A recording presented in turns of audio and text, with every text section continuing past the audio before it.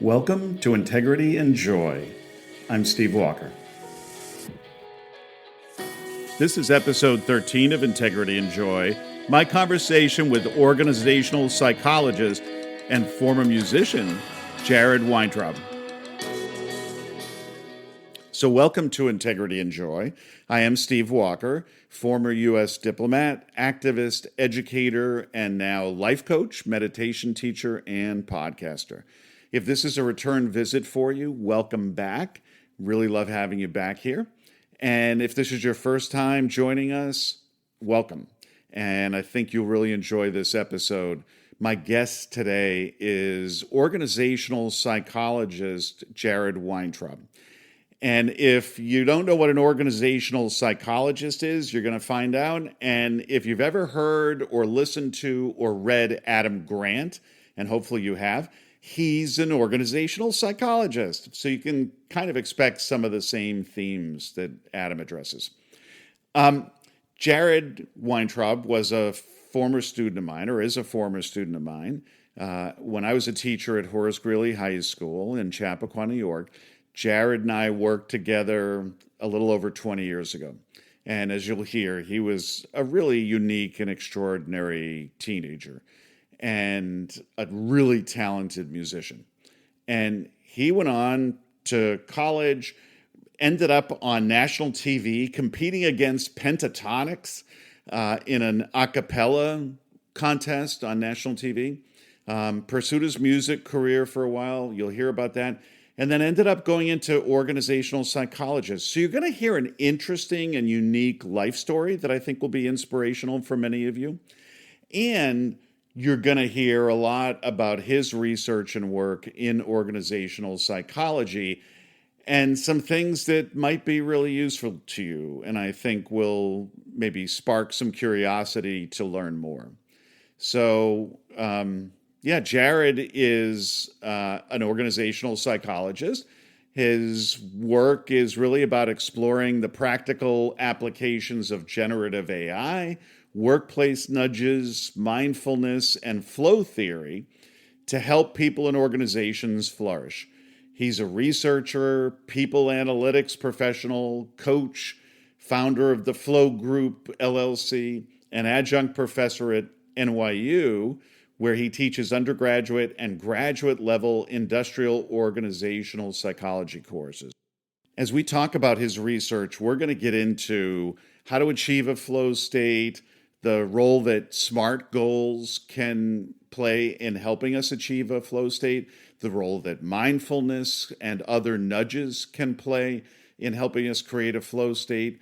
We're going to talk about some of the myths regarding mindfulness, and even get into parenting. He's got a young child, and we're going to talk a little bit about his experience growing up and his work have influenced his thinking about parenting. And I think that'll be useful for any of you who either have kids or work with kids or are thinking about having kids at some point. Anyway, so a pretty broad range of topics. Please make sure you're following the podcast wherever you're listening to it. And please make sure you give a rating and review if you haven't already. We'd love to get as many 5-star ratings as possible because it helps us get the podcast in front of more people who'd be interested in it and could benefit from it. So we appreciate that in advance. Without any further ado, here's my conversation with Jared. So Jared, welcome to Integrity and Joy. It is absolutely fantastic to have you here. Thank you, Steve. It's absolutely my pleasure to be here with you. So as I said in the intro, Jared was a student of mine at Horace Greeley High School. For me, like thinking back at you in those times, I think my daughters would probably say the same thing because you made quite an impression on them. Oh, And really? yeah. And I think That's it's funny. because you just, I may be completely wrong here. It felt like you were this incredibly genuine, authentic, good-hearted person as a teenager, which like you can't say a lot, right? It's such a tough time in life.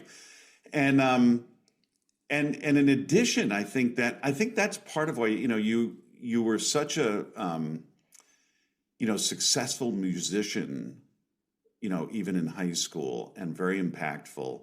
Didn't you win the talent show one year or came close or something? I'm sure, yeah, I honestly don't remember, but I definitely performed all of the time in high school. I was in a cappella and acapellas, and yeah, I know I performed frequently, and I think I won a couple of local talent shows as well back in the Yeah. day. Yeah, I remember that. So, like, I I think that was in part, I think people were really drawn to your authenticity. Like the more I've gone through life myself, I feel like that's the touchstone. That's the thing that has the most impact. Is that the way you remember yourself as a kid? How do you remember your childhood and who you were at the time? Yeah, I mean, I think for me that was exactly right. Is like the just trying to be true to myself and always pursue the things that I was interested in and passionate about, and the rest I always kind of thought would fall into place in some way. I mean, I always knew that it would take a lot of hard work, and you have to put the work in to get the things that you want. But I think that there was, or at least I had the perception that there was a certain path or number of paths that we were encouraged to go down in our community, and I pushed against that a good amount. Often. And I wouldn't get in trouble or do anything malicious, but just like for example, I used to go into the city and perform like every Friday. I would go and perform instead of like I quit the varsity baseball team my senior year because I wanted to pursue music instead of be on varsity baseball, and the coach was not happy with me, and it was definitely a questionable choice for some of my peers, but it's what I wanted and the life that I wanted to pursue. And I really had no qualms about just doing that and going in the direction that was right for me rather than, sitting in practice or practicing and feeling like, oh, I should be doing this other thing. I always felt like you should, pursue the path that's right for you. Where did that come from? That instinct, that confidence in a way? Where did that come from? I think I'm really lucky that both my parents always supported me. I come from an entrepreneurial family, so both my parents run their own businesses, and both of my sets of grandparents, at least one of them, was running their own businesses as well, or their own business as well. So I think that spirit requires a little bit of, thinking outside of the box and feeling Mm, comfortable with. Um, Being uncomfortable. And so I think that's yeah. probably the root of it is that spirit, and also just my parents themselves always kind of let me have autonomy, and they would make sure that I got my homework done and that some of the basic needs were met, but at the end of the day they really supported me in whatever I decided to do with my life, which was really nice. So, and having that family atmosphere and set of values in a way, in a Hmm. town like Chappaqua, where it's rightly or wrongly, it's known for being a place where like there's a lot of pressure put on kids to get into the right Hmm. college and have a Hmm. traditionally successful career, right? Um, Hmm. how how difficult was it to be surrounded by that energy, and were you getting pushback from your peers or teachers, or did you feel supported, socially and academically in your kind of finding a unique path? Yeah, I think there's a few kind of sides to that coin. One is definitely like besides the academics, there was a good amount of emphasis on like the arts in our Right. school, which was really nice, and we had incredible programming around that.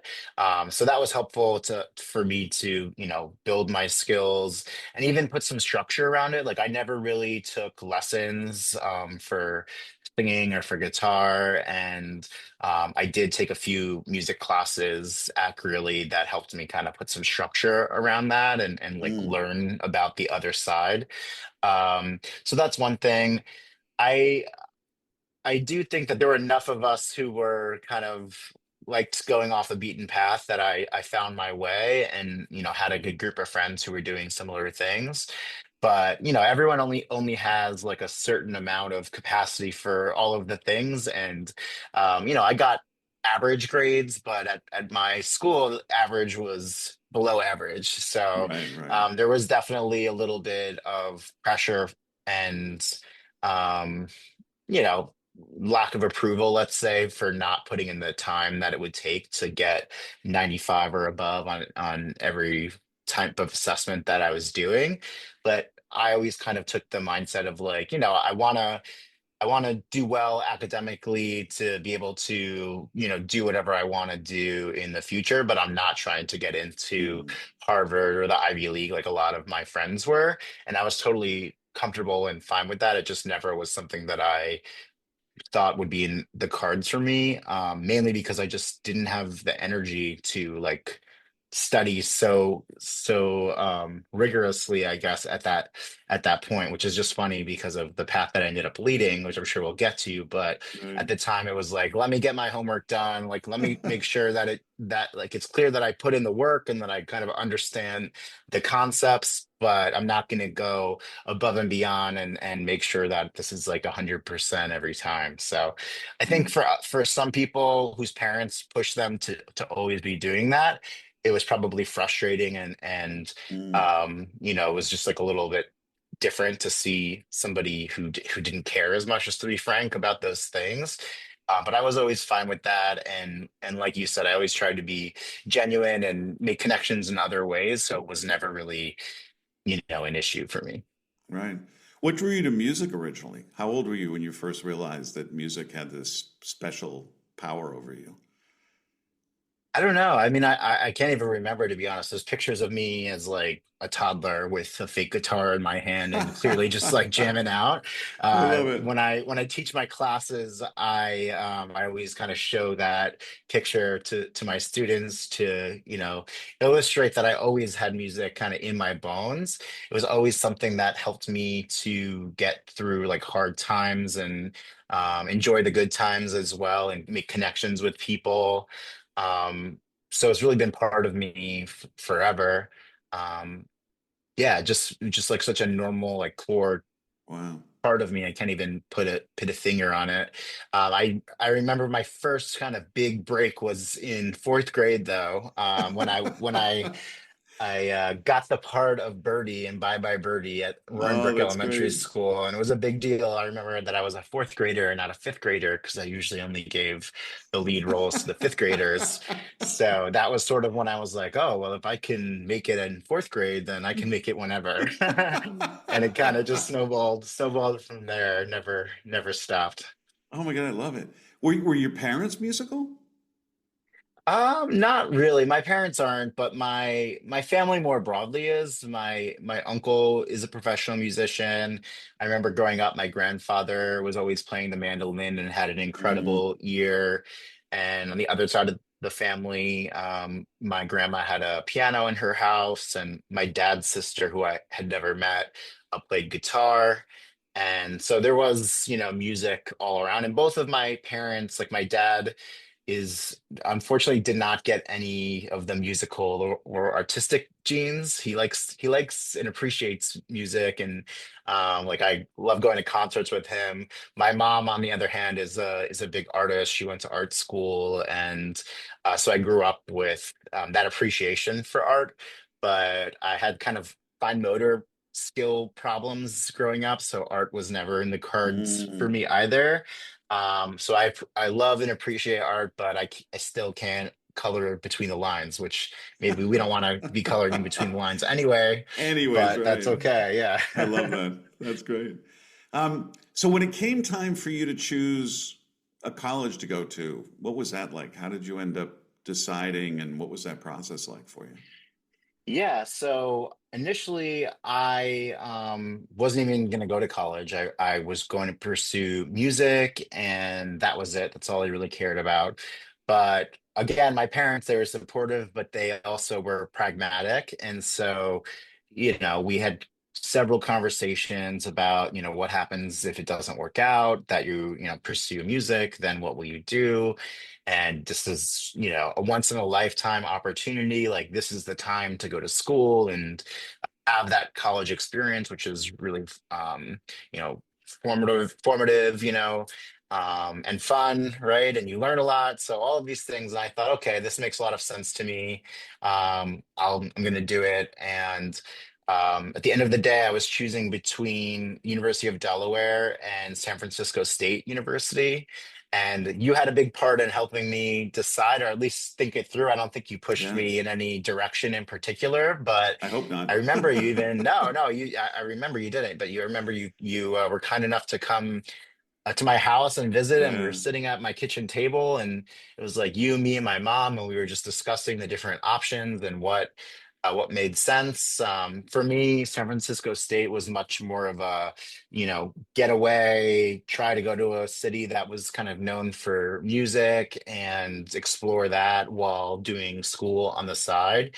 And then University of Delaware was a much more kind of traditional, because San Francisco State is a commuter school. So it would have been right, like essentially living in San Francisco and commuting to school and, doing that on the side. And University of Delaware was a much more kind of traditional college experience. And I visited, it was gorgeous. I met a lot of really nice people on my visit and spoke to current students, and it just seemed like an amazing experience to be there. It was good academically, but they also had a lot of extracurricular things. And then I thought, it's between Philly and Baltimore and New York and DC. So if I were to get gigs in those cities, that it would be, um, easy to travel from there and have that be kind of a central location. So I ended up going with that to get the full college experience, and still thinking that I would perform, in those different cities at the same time. It ended up that I actually was able to perform to like much larger audiences at school than I probably would have ever been able to do in the 4 years that I lived in San Francisco. right. I became part of Greek life and joined an a cappella group there as well. And we performed to, huge stadiums, like the school stadium and others.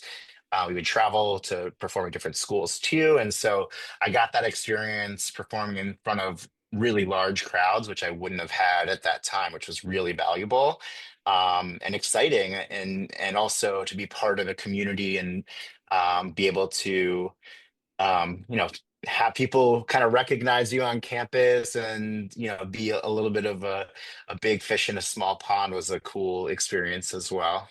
Right. And eventually TV, right? Yeah, yeah. Who would have known that acapella would have been my ticket to TV? So, Right? yeah, yeah. So my senior year of college, I received an email from somebody who said, "Hey, I saw your solo from the Deltones, which was my acapella group in college. I'm the producer of this show called The Sing Off. Would you be interested in auditioning for the show?" And I had received a similar message a year before, and I honestly thought that it was just one of my fraternity brothers messing with me, and that there was some kind of a sick joke at the end of my response to that email. So at that point, since it was like a repeat thing around the same time, I responded and said, if this is real, then give me a call tomorrow. Here's my number. And sure enough, the next day, I received a phone call from this guy named Joel Gallen, who is the executive producer of the show and of the Grammys and of like the Comedy Central roasts. And from there, we ended up having the whole group audition and get on the show. And we ended up being on the same season of the show as a group called the Pentatonics, who are, now multi-platinum, Huge. Yeah. multi-Grammy winning artists. And yeah, it was an incredible experience. And it was right at the end of school, right when I graduated. We found out that we were accepted the summer after graduation. And at that point, I had really no life plan except for to pursue music. And so it felt like things were again falling into place, that in ways that I couldn't have fathomed. Like if you had asked me like, oh, like how are Right. you going to end up on national television, I never would have said like random email from executive producer to be on an a cappella show. Right. So it worked Right. out. Yeah. That wasn't on the bingo card. Okay. Exactly. And that's how life often has panned out. You never really never know. Just like you said, what we talked about earlier, just kind of prepare, pursue the things that you want to pursue, and things sometimes present themselves. It's what they say, forget the exact phrase, but it's like opportunity and luck meeting each other is Yeah. like when things will happen for you, which I think is Yeah. really or preparation and luck is when opportunities present Mm. themselves, right? Yeah. Yeah. Wait, wasn't there an interesting story about the formation of that group as well, of your a cappella group? Like, how did the Um, uh, group come together? so the group came together like in the 80s, I believe, and Oh, like so it nothing to do with predated me. you. Yeah, it was way Oh, okay, before okay. me. Yeah, and in the 80s or early 90s, I forget, but they were basically the outcasts of the best groups at the time. And then they formed their own group and over time got better and better and better and then ended up on, on national television. So, That was it. That was it. yeah. It was the outcasting, and I always thought that was an interesting story. Again, like in the moment, the people who created that group must have felt like, "Oh Hmm. my God, it's so disappointing. We're not making it into these other groups."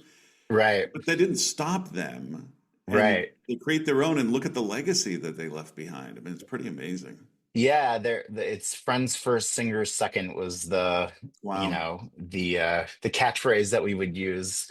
And we really lived by that. We were really close friends wow, and we just happened to be an incredible group of performers who a lot of them have gone on and had successful careers in the industry. So that's pretty great. cool.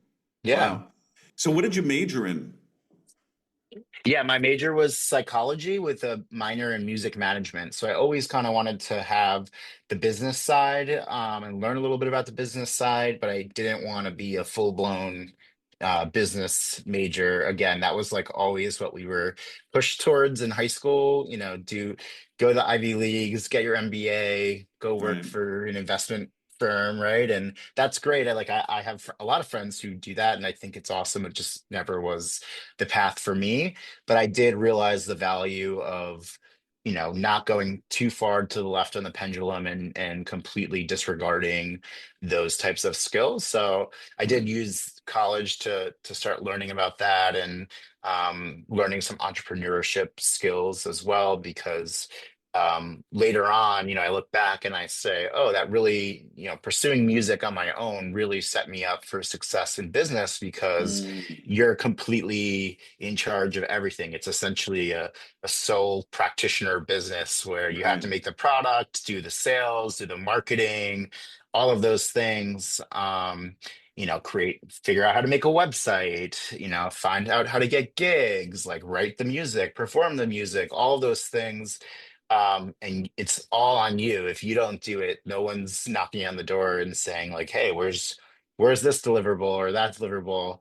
It's just kind of all on you. So that was really, really useful, and kind of was a preview to where my road ended up later on as well. And why psychology? So I always felt like psychology was a good kind of backup in a way. It was broad enough, and I Mm, also found it really interesting. I always thought, it was really interesting to understand how people think, and that helps you to take their perspective and also figure out like ways to influence them to get the things that you need or want in a positive way, right? And how to help people, right? How to again like step in their shoes and understand how they're feeling so that you can help them in the best way that's possible. And that was also kind of connected to my music too, right? Like I always felt performing was an incredible way to connect with people and help people in a weird way.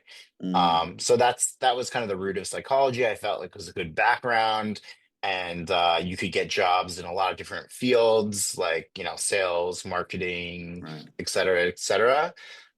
So I felt like if things didn't kind of work out with the music career, that I would at least have a broader background to get my foot in the door at an entry level position somewhere if I really needed or wanted to have that option at some point. So it's really interesting. Like you think about both the college decision and going to college, right? And then the major. Like there's still a belief that I want to pursue this music thing. I want to honor that. At the same time, I'm going to be somewhat pragmatic, Hmm. right? A little bit with guidance from your parents, and and that's probably smart, right? That you're in a way you're like hedging your bet a little bit. It's not, Hmm. you're still obviously in college. We're able to really pursue that music path Hmm. in a really robust way, but at the same Hmm. time, like pursuing a second track that was going to give you a viable second option. Smart. Yeah, I mean, who knows? Like in hindsight, it was the right choice, but maybe if I just pursued music and that was it, then I would have Maybe. been, performing at the Super Bowl halftime show this weekend. You never know, but You and here we Kendrick, yeah.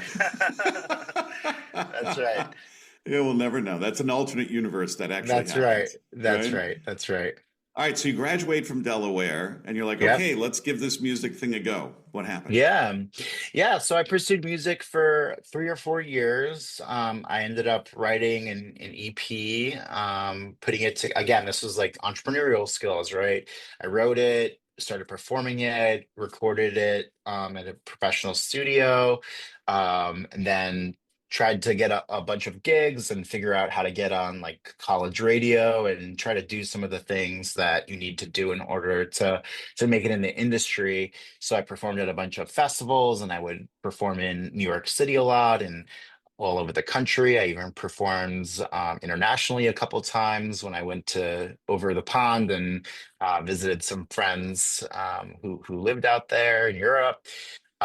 So things were going well, and I was definitely growing my career, but at a certain point, I just kind of got burnt out and I stopped Mm, feeling that what I now know, like that feeling of flow, total engrossment, being in the zone while performing. And like you mentioned earlier, I think a lot of the appeal that I had in my performances was that authenticity and that I yeah. that I was feeling it, and so other people felt it. And so when I stopped feeling it and it seemed like every song was like a struggle to get through, it just felt like much less fluid, right? And Mm, much more work to get through my performances. And at the end, I didn't have that same um like feeling of accomplishment and like, oh, I just did something awesome that I loved that I used to have. And so at that point, I decided to pivot and do something different. And I ended up working for startup companies, first for a solar company, which I started to do on the side while I was performing. And then I moved to DC and worked for an education technology startup company called Typing Club, which basically was like a gamified typing software that helped really kids learn how to use the keyboard with like badges and points and leaderboards and all of those kind of gamification things, which was really interesting for me to learn about and see the power of those types of tools. Which kind of inspired me in my research path along the way too. So that's kind of how I ended up. From there, I ended up going back and doing my master's degree in industrial psychology. The company was doing really well. And I thought, oh, like if this company gets bought, at that point, I was running their HR um, department essentially. It was a small company, but still I was, doing a lot with benefits and communication across the organization and helping make sure that people were having a good experience and building training and onboarding and things like that. But I figured if the company were to get acquired by like a big education company, they'll, look at the roster and see who's doing what and see like who's this guy who's basically had no work experience that's mm. running the HR department. So I decided, oh, I should probably do something to, you know, bolster my credentials and avoid that fate. So the company still has not gotten acquired. So that was a Oh false wow. a false flag on my end, but that's okay. I think it's from I think the owners probably don't want to sell, which is great on them. But for me, it was a way to get into this new field, organizational psychology, which is essentially the psychology of the workplace. And that was really life changing for me. That's a huge part of who I am now. So essentially, it's how to help people feel less stressed, to feel more productive, and to increase communication across the organization, make the organization as a whole more effective. And I hadn't heard of that at all. Even in college as a psych major, there wasn't very much mention of that subfield. Um, and I just kind of stumbled on it when I was looking for a new credential to get. I didn't want to do the MBA, like I mentioned before. And this was kind of like the perfect fit of psychology and business for me. And that's how I ended up in the field. I really, all I cared about at that point was getting the degree to keep working. Um, in IO Psych, you can kind of stop at your master's and be totally great and do really well financially in your career over the long term. PhD was never something that I really considered, especially again, given my history and the kind of aversion to education that I had in high school. But then, about halfway through my master's, I read an article by someone named Scott Dust, who's now a mentor and a co-author of mine. Wow. And he had written about these three different states of mind that we cycle throughout the day, which are mindfulness, flow, and mind wandering. And I had a lot of experience with mindfulness from the time that I was around 12. I had started practicing because my camp counselor was a Buddhist and he'd introduced me to um, Buddhism and these concepts. So I've been practicing meditation and mindfulness for over a decade at that point. And then flow, I was really familiar with because of my performing, like I was mentioning before. And as soon as I read about that, I realized, like, oh, that's how I used to feel when I performed. And that's what I would love to pursue and research. In his article, he discussed how flow was sort of understudied, especially compared to mindfulness, and that there's all these really positive outcomes associated with it. But there were no at the time studies on like interventions for how to Mhm. help employees in particular to get into flow. There's a lot of research that kind of looked at what should work and kind of observational studies to show like when people feel this way then they experience more flow, or when they have these structures in place they'll experience more flow. But there wasn't very much research that like empirically tested, does this stuff really work? And so that's what I decided, oh, I want to try to test these things out, become an expert in this area. And my background in ed tech at that point, with these tools that were really powerful and helped people to learn new skills and competencies, I thought, oh, like how about let's see if we can like integrate these things into some of Mhm. the interventions that I was interested in exploring, and that really hadn't been looked at before. So and that's how I ended up pursuing my PhD and getting into flow research and teaching, and kind of where I am now. Wow.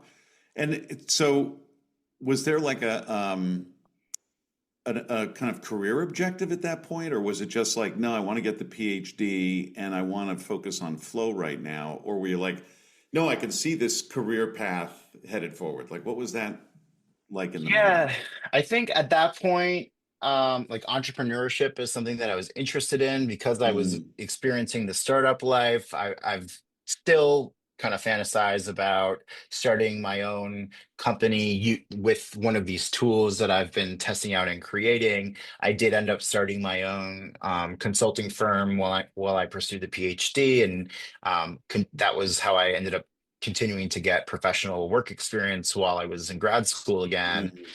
But there wasn't like a specific goal in mind.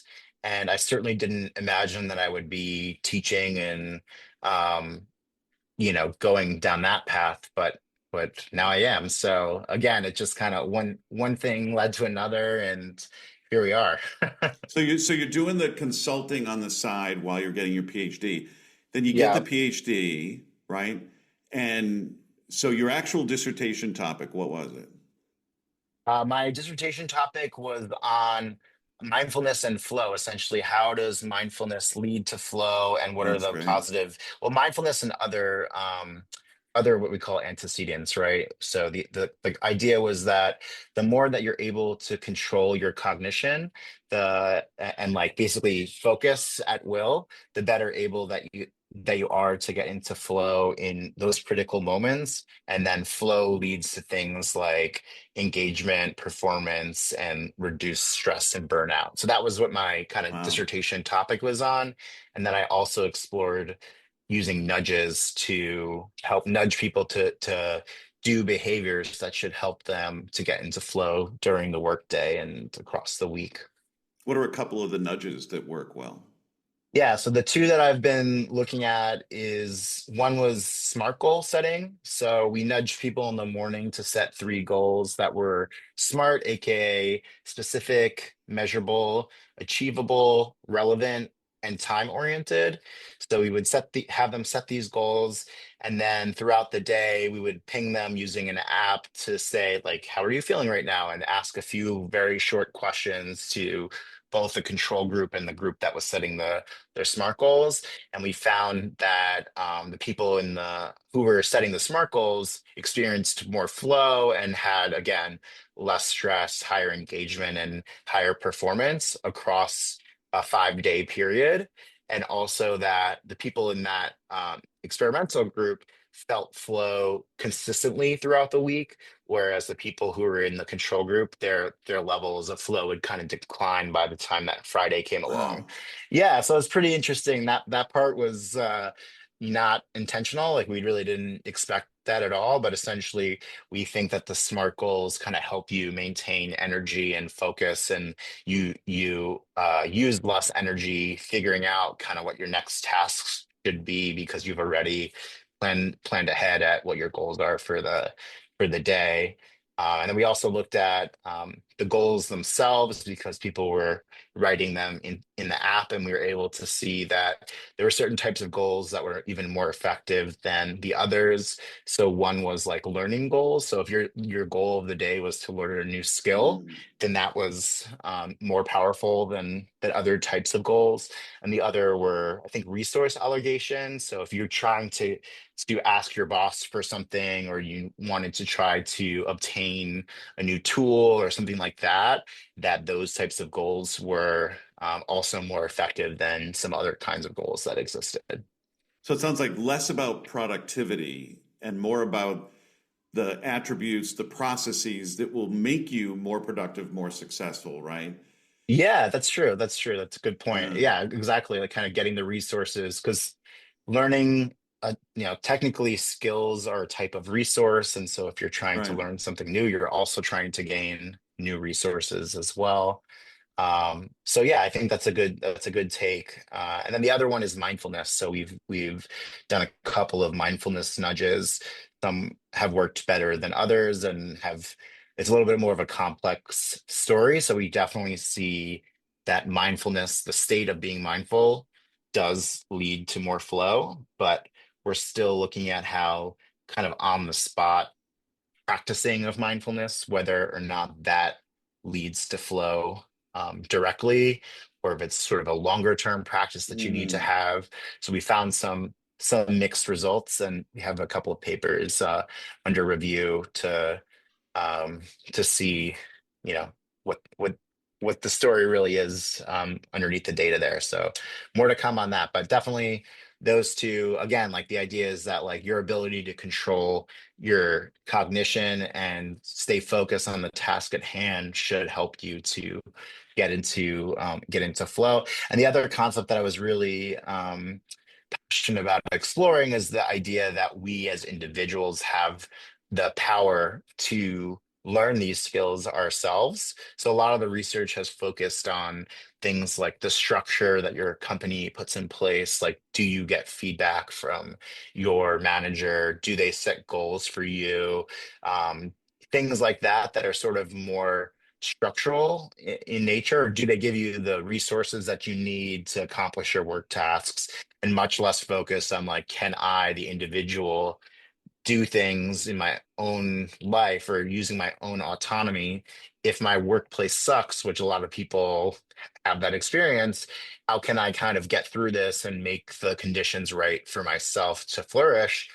And so that's what I was really interested in looking at. And so all of the kind of nudges that I do, although they come from kind of an outside source, right? The nudge itself, they're aimed at developing skills that you could use on your own to experience these states when it's best for you.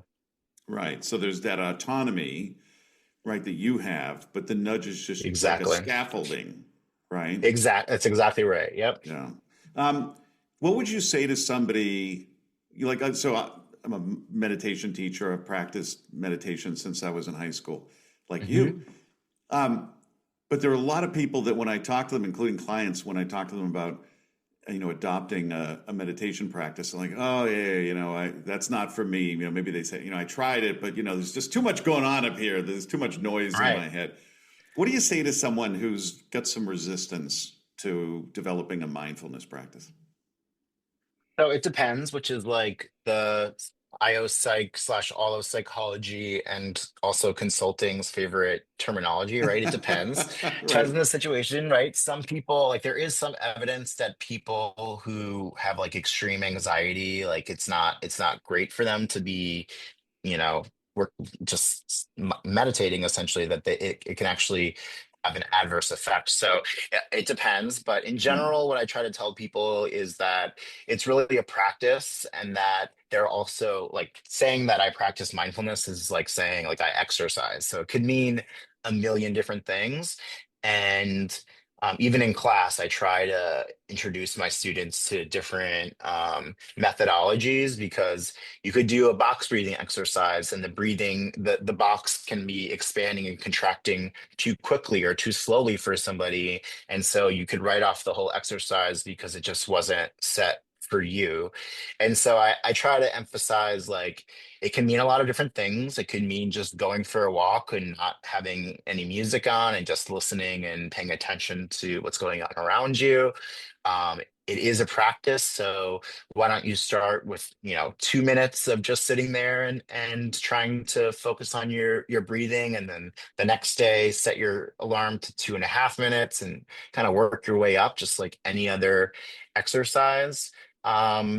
And yeah, I think that the emphasis on like you do you and try and give it a chance. I think people believe that they're just like meant for it or not meant for it, where in reality, everyone struggles in the beginning to try to Right. focus on your breath. And it's like the most basic thing in the world almost, but still it can be challenging to try to take that from being an automatic thing to being something that's really intentional, which is something that I actually love about it. One of my favorite things is taking something that is sort of subconscious and then trying to Mm. be more intentional and thinking about it.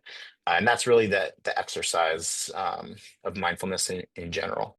And trying to be the observer rather than letting the thoughts dictate, what's happening up here. You instead can sort of observe and say, like, oh, now what do I want to do with this?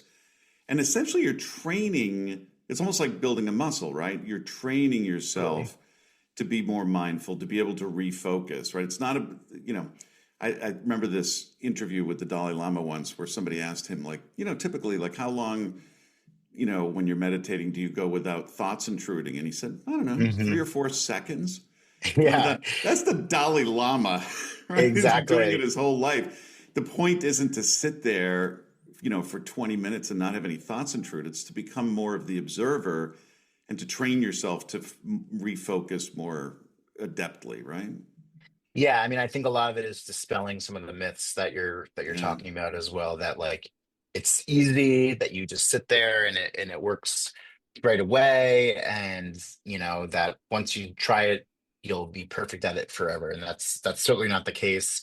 In fact, the more you do it, the harder that it becomes in some ways, and that's in some ways the point. And so I think meeting people where they are, understanding, what are the kind of barriers to entry that they're experiencing, and Yeah. helping to figure out like what their their path to being more mindful might look like. Because it's really just about paying attention and being in the moment, and that's something that I think everybody could benefit from. Right, right. So back to your story. So you get your PhD, then what happens? Yeah, so since then, again, I've been teaching. So I'm currently teaching at NYU. I teach in the master's program in industrial organizational psychology, teaching organizational development right now, and intro to IO psychology for the undergraduates, which I love. Never really thought about teaching as a career path, but I do love that. I still have a lot of research going on with my advisor and a few other collaborators.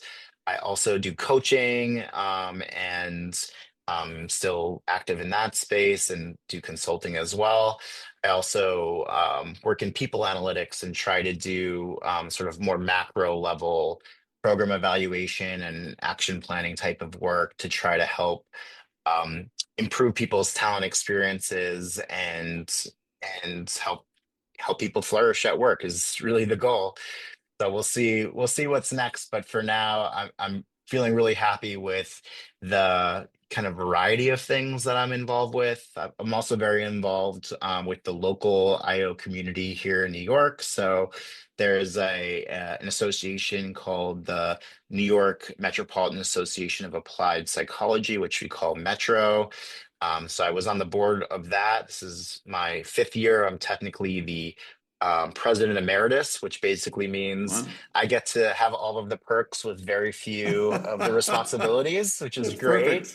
Yeah, so if you're in the field and you're interested in an amazing community, it's over 100 years old, and it's Wow. pretty incredible thing. We have monthly speakers who are some of the top people in the field, and career day, and a ton of kind of community building things that we try to host at least once a month. Um, yeah, and then I have a wonderful wife and a son who's 15 months old, so they all keep me busy as well. And I have a bunch of friends who I still try to hang out with and have fun with whenever I can. So definitely staying quite busy, but all good things. So I can't complain at all. Do you feel like being in the field that you're in, does that make it easier for you to juggle all these balls that you've got and be able to maintain I don't like the term work-life balance because I think that's imaginary, right? I don't think Yeah. anybody feels balanced, but to be able to at least manage these different aspects of your life and feel like you're doing it in a way that feels healthy and sustainable, do you think being in your field helps you with that? Yeah, I mean, I definitely think that it provides the like book smarts for that. Like there's like a whole subfield, organizational health psychology, that talks all about like how to reduce stress and stay productive. And there's a difference between eustress, which is essentially positive challenges that are still challenges, but they kind of motivate you versus distress, which is the negative stress that only kind of like Mm, does negative things for you. So having the kind of mental toolkit to like understand what I'm feeling in the moment, or making sure to structure my day in certain ways. And again, like my research is on essentially productivity and staying healthy and happy and flourishing. So I try to live what I practice. At the same time, it's definitely a learned skill that just happened in parallel with my career. So mm, I definitely had moments when I was, doing my master's and working full time and trying to be social in DC, where I had a lot of things happening at once that were really hard to juggle, and a lot of late nights and all of that. And then um, over time, especially when I did my PhD and was in grad school, starting my own company, and became a little bit more in control of my schedule. You start to learn like, oh, this thing takes this much time, and this thing takes this much time, and like if I want to do this or I want to get to this goal, like I need to really like block a random hour in my day on my calendar that says like go do this thing, otherwise I'll forget or I won't kind of hold myself accountable. So learning these strategies and experiencing burnout for at least a little bit, Mm, um, you kind of have to live and learn, but the field is definitely extremely helpful in providing that book smarts of, oh, I feel this way. Like, let me just take stock of like what's going on. And then you kind of look at the book and you say, oh, like, the demands of my job are like or the demands of the things I'm trying to accomplish are like outpacing the resources that I have, which is a theory. It's job demands resources theory. So if you want to flourish, you have to kind of balance those demands with your resources and the skills that you have. And then you'll feel a lot better. And even if you're doing the same amount of stuff, if you just like have more support or better tools or things like that, you won't feel as depleted and burnt out as you do now. So understanding that, kind of realizing like it's not just about doing less all of the time, it's also mm, about taking care of yourself and making sure that you have the things that you need in order to get the things done that you want to and take care of yourself, which is part of that. I think all of that was super, super helpful. right. What's the best part about being a dad? About being a dad, Yeah. um, I mean, I just love my son in general. He's just a great kid, so he's the best part. Um, but I don't know, I get to live life through the eyes of a child again and have the Yeah. excuse to be loud in public and be silly in public and have people, not look at me like I'm totally nuts because I have a little kid right there next to me who we're egging each other on. So that's I love really it. fun, I think. What's the hardest part? Well, in the beginning, the lack of sleep is definitely the hardest part. Yeah, right. And then I just think it's the lack of control, right? Like you Mm, really have to let stuff happen and deal with it as it occurs. Like you don't have control over where this kid goes or what they want to do or how they act in certain situations and how they feel, right? Or whether or not they want to eat at certain times. And it can be really frustrating and it can be really scary. And it's just a life lesson that you don't have control over anything, basically. So you have to, really try to focus on the things that you can control, build those things up whenever you can, and then take it as it comes. And that's basically a lesson that I had to learn really quickly yeah. with my son for sure. Do you have like a guiding philosophy you think about parenting? Like as you think over the next, 17 years, until he's an adult, Mm. like what do you think about that? Especially given like Mm. seems like your parents did a pretty good job with you. So is it like something from Thank them you. or is it like what's the philosophy to take forward? That's a good question. I mean, not like a guiding principle, I would say, but I would just my philosophy is more like I'm not them. Like I don't have control over who he is or what he wants to do. My role is really to support him to be the best that he can be, while also being hopefully like a moral compass, at least in the Mm, beginning, to yeah, show how we treat other people and teach him some of the things that you can easily go down the wrong path if you don't have someone there to kind of nudge you in the right direction. And yeah, I hope that I can instill those morals and values and also help teach him some of the things that I've learned in my field about you know emotional intelligence and how to think in other people's shoes and be able yeah, to collaborate with people and appreciate people. Um, and I think the idea that it takes hard work to do whatever you want to do, at least, the trial and error, like don't give up when things aren't going the way that you hope that they would, or things feel really difficult. Incremental growth is really important. And if you can kind of look back at where you've been and where you are now, it can often be illuminating to see like, oh, I've grown a lot, and if I can do that, then I can get wherever I want to go. Like me in fourth grade getting the Bye Bye Birdie Right. part. Here we are now. That was the first incremental step Right. to lead me to teaching at NYU. Who knew? Uh, yeah, exactly, exactly. Oh my God, that's great. Well, I'm sure with you as his dad, he's going to have a great childhood and become an outstanding adult. I have no doubt. Thank you. Um, what role does music play in your life now?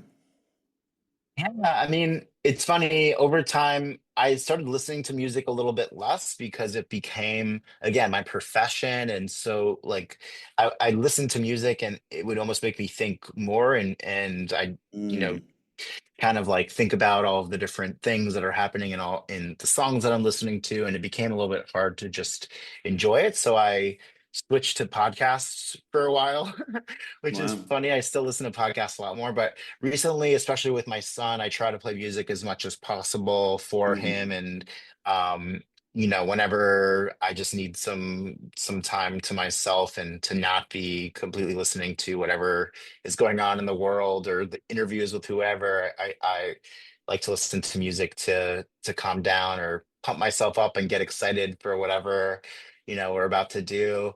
But it's definitely something that I want to reconnect with a little bit more in the Mm, future.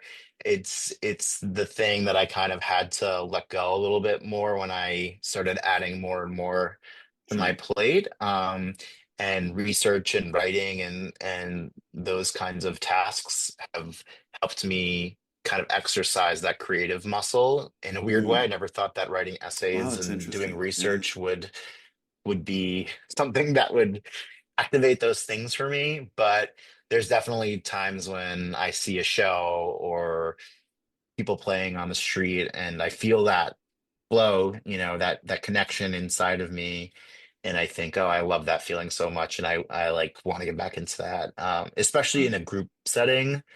The feeling of like being part of a band or a group and performing together and everybody working towards the same goals and producing something hard to explain unless you're there to experience it is something that I definitely would like to be part of more in the future.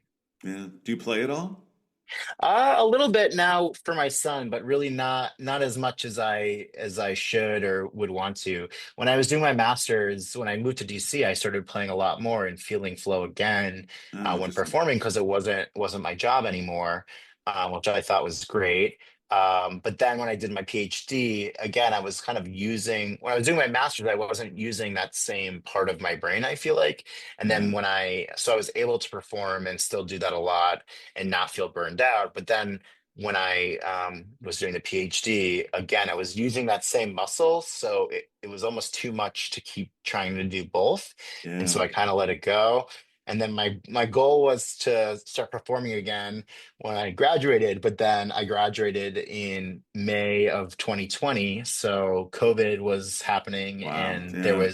I was living on Bleecker Street. I set myself up to be able to go perform at some of the best places Right. in New York, and then COVID happened, and Oh, so everything was shut down, and I just never really got back into it yet. So hopefully in the next couple of years, I'll be performing again, but we'll see. I hope so. You have such a gift, such a gift. Thank you. Um, any podcasts that you want to recommend to people that you think people might be interested in? I mean, I like Adam Grant's Yeah. podcasts. I like Freakonomics Radio is really good. Um, let's see. I mean, I just listened to a bunch of like news podcasts as well. Some Gen AI stuff. I'm deep down the Gen AI rabbit hole, which we didn't get to very much because it's a very weird tangent for me to have gone down. But Yeah. anything that is related to any of those topics, I love listening to and hearing, especially like leaders in those areas talk about their experiences and where they think we're headed. Because it's definitely a crazy time. Yeah. I think I'd like to have you back on just to talk about AI. I think that would be an Yeah. interesting conversation to have. Um, And before we let you go, is there anything else from your research that you're like, oh, this is an interesting little tidbit that people might be interested in, or something that you already mentioned that you're like, oh, I really want to make sure you heard that? Yeah, I mean, I think one of the other areas that we look at, it's called flow metacognition, which is essentially your perception of whether flow is useful for you and whether or not you're able to control your ability to get into flow. And the more that you believe flow is useful and that you're able to get into it, then the more likely you are to experience it, which is kind of a cool finding that's relatively new in the Wow. in the literature that me and my advisor Kevin Nolan have been exploring since I started graduate school with him. So all that kind of comes back to like we as the individuals do have this power and ability to kind of overcome the environment that we're in order to flourish and make sure that we can accomplish the things that we want to accomplish.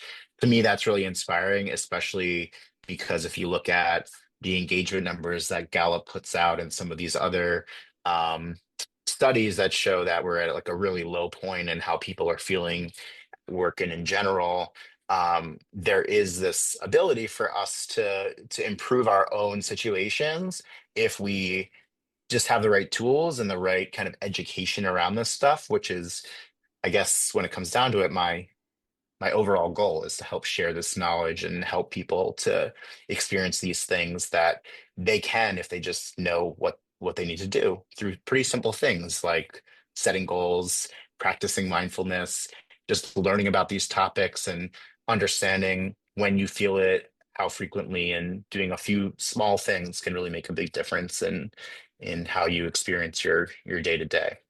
That's phenomenal. It sounds a little bit like the whole growth mindset, Carol Dweck stuff, right? That just helping people learn about the growth mindset and think that they have a growth mindset, and sure enough, you get these incredible results, right? Just Yeah. by changing Yep. your paradigm. Yeah. Yeah, absolutely. And some of our research has looked at grit and how that leads to Mm, flow. And a lot of it is, again, about understanding that, like, in order to get to where you want to go, there's like growth that is needed, and to expect some failure and to expect some setbacks, but to keep practicing in a deliberate manner that helps you to get better and better by, having some sort of, I guess, practice routine, getting feedback from people, and just like trying, putting in the effort. When you fail and then try again and then succeed, then you look back and say, "Oh, I remember the last time that that happened," and now you're at that next level, and then it keeps going and going and going. It's really as simple as that. Although it's not easy as far as the experience goes, it can definitely be painful, but that's part of the process. And if you can right. kind of keep the big picture in mind, then it makes it easier to have those setbacks and get through them and try to keep going. Oh, that's great. Awesome. Well, thank you, Jared, so much. Appreciate your time, sharing your story, and the wisdom that you've gained through all your research. I love this. So thank you, and I look Thank forward to you. having you back on. My pleasure. It would be my pleasure to come back anytime. So looking forward to it. Thank you so much for everything, Steve. I appreciate it. Oh, thanks, Jared. So, thanks once again to Jared for a wonderful conversation and for sharing his story. I hope you found it interesting, like I did, as well as inspirational at times. And I think his research around achieving a flow state and mindfulness and the nudges is really fascinating, especially that part towards the end about metacognition and flow. I thought that was really important, very much like the growth mindset. So, yeah, so worth looking into more. And I'll be sure to have Jared back to talk about AI and probably some other things. Thanks again for tuning in. Hope you enjoyed this episode. Again, please make sure you're following. Please make sure you rate and review and share this episode with somebody you think might find it interesting or helpful or inspirational.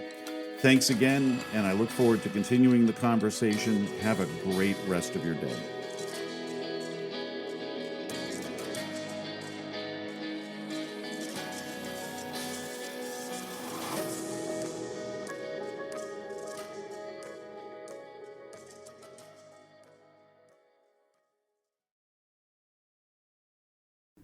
Thanks for listening. If today's episode resonated with you, imagine what we could accomplish together in a one-to-one coaching session. Visit integrityandjoy.com to learn more and book your free consultation. Let's create the life you've been striving for.